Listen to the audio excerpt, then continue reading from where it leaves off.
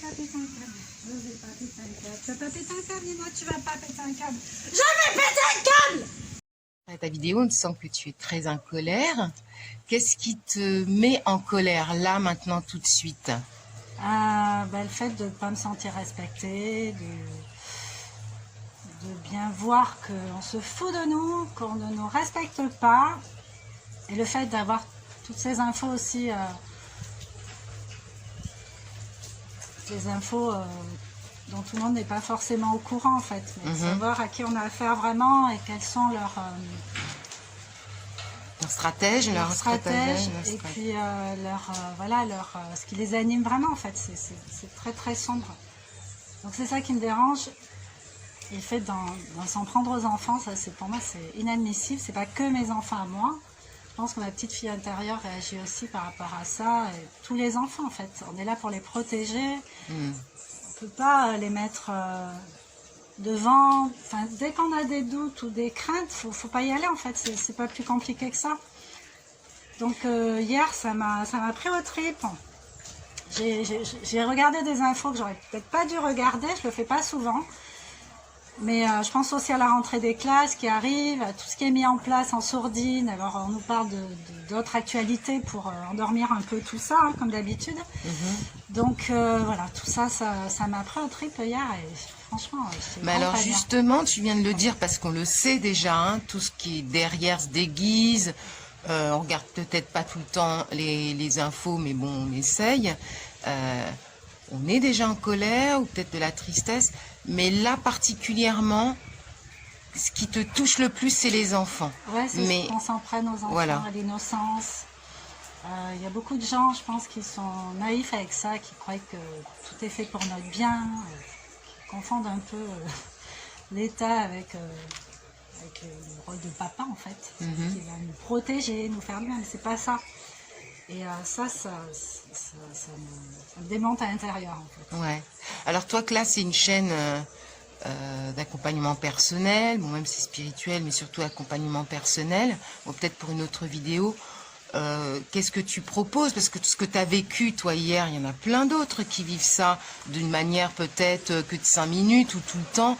Là, tu t'es rendu compte, c'était très fort. Donc déjà, est-ce que tu peux expliquer physiquement, puis bien sûr mentalement, mais physiquement rapidement? Alors, il faut savoir que moi, avec tous les outils que j'ai, en général, je suis quand même un être humain. Moi aussi, j'ai mes émotions. En plus, je suis hypersensible. J'ai appris à dompter ces émotions avec tous mes outils. Donc, j'arrive quand je ressens une colère, à faire en sorte qu'elle ne reste pas. Parce que je dialogue avec elle, je la comprends et je l'apaise. Mais hier, c'est juste pas possible. J'avais pas envie en fait, j'avais pas envie d'apaiser ça non plus. J'avais envie de l'écouter jusqu'au bout. Donc elle a pris beaucoup de place, ça a duré une bonne partie de la journée, même hier soir beaucoup de tristesse. Mais voilà, ce que je propose, c'est peut-être de laisser faire, mais de s'éloigner quand même des écrans, de ne pas se nourrir à ça. Parce que pour moi, il y a beaucoup de fake en fait. Les gens qui sont autorisés à prendre le micro à la télé sont des gens malheureusement qui sont déjà dans un camp bien défini, qui ne sont pas libres de leurs mouvements et de leurs paroles et qui choisissent quand même de continuer leur métier dans ces conditions. Donc moi, ça me dérange. Donc moi, ce que je propose... En premier temps, l'accueillir. Accueillir la colère, lui parler, essayer de comprendre... Hier, c'était vraiment inconfortable parce que je l'ai ressenti dans mon corps, au niveau du plexus, au niveau du ventre. C'est comme si ça me tordait les boyaux. Comme une crise d'angoisse aussi au niveau du souffle qui se faisait plus court. Et je comprenais pas en plus. Je comprenais pas que ça prenne autant de place. Et ça m'a beaucoup interpellée vis-à-vis de moi qui a tout le temps fait en sorte de ne pas être dans ces états-là. Mais en même temps, l'idée, c'est pas de fuir ces états-là. C'est aussi de les affronter. Parce que si on les fuit, du coup, ils vont partir. Mais après, ils vont revenir à un autre moment.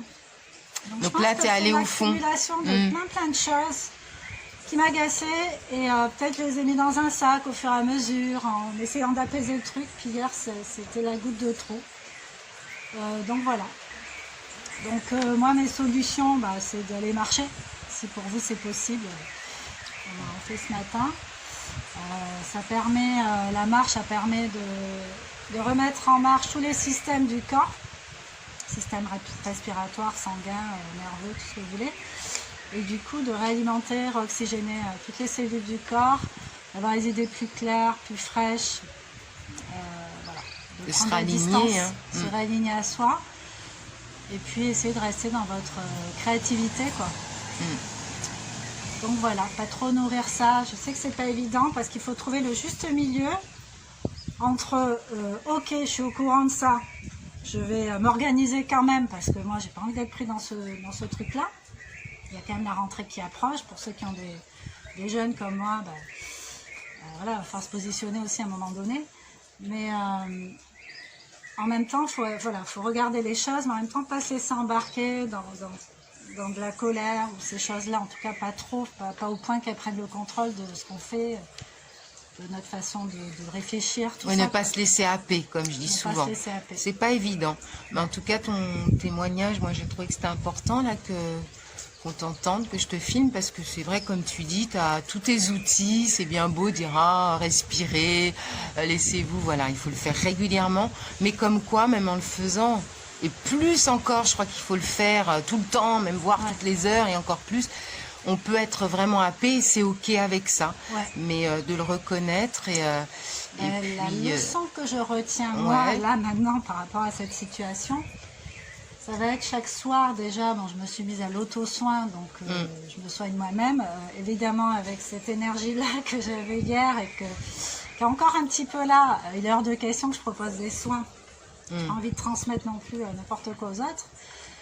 C'est vraiment prendre soin de moi, me recentrer, je fais de l'auto-soin, donc je vous montrerai une petite vidéo de plusieurs façons. Faites-le à l'instinct, à l'intuitif. Si vous n'avez vraiment pas confiance en vous, je vous donnerai une technique pour ça.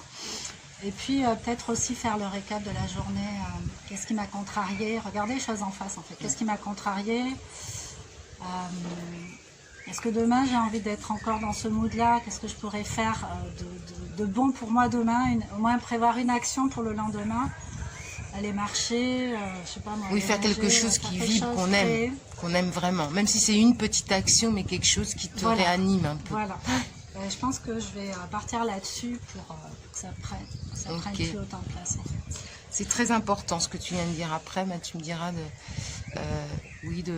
même si on sent, on a l'impression qu'on n'a plus cette force-là, mais en fait, si, de trouver même une mini-action, qu'est-ce que j'aime, soit le jardinage, marcher, danser. Moi, je proposerais aussi, je sais que danser, ça m'a sauvée, mais bon.